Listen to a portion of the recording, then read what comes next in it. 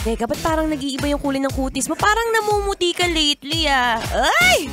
Diyos ko, yan ay mga linyahan. Alam na alam ko na yan. Mga linyahan na mga ang galing mang uto. For sure, ang next line mo, sasabihin mo sa akin, uy, Mare, baka naman meron ka dyang 1,000, pwedeng pahiram. Ay! Ang galing talaga. Sige na nga, abot may wallet ko. Magkano ba kailangan mo? Mabilis pala kausap. Anyway, it's a happy Thursday, Kabisyo. I'm back. Yes, this is still me, your one and only. Your newest and freshest DJ ng 90.7 Love Radio. DJ Maratoni po sa mga hindi pa nakakakilala. Yes, bagong-bago. It's MARATONEE. At samahan niyo po ako ngayong 3 to 6 p.m. para sa programang Love Trip.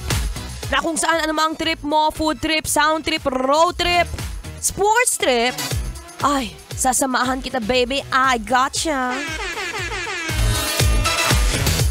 Teka nga, pag-usapan nga natin yan.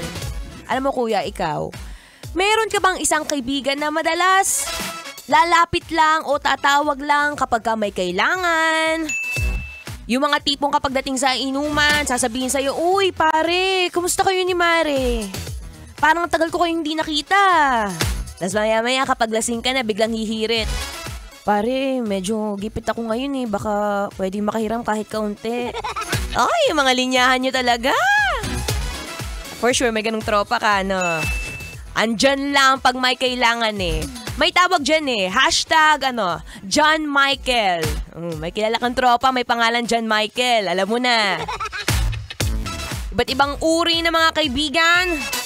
May kaibigang, ako ba, paano ko ba makaklasify yung sarili ko as a kaibigan? Siguro pwede kong masabing, bida-bidang kaibigan.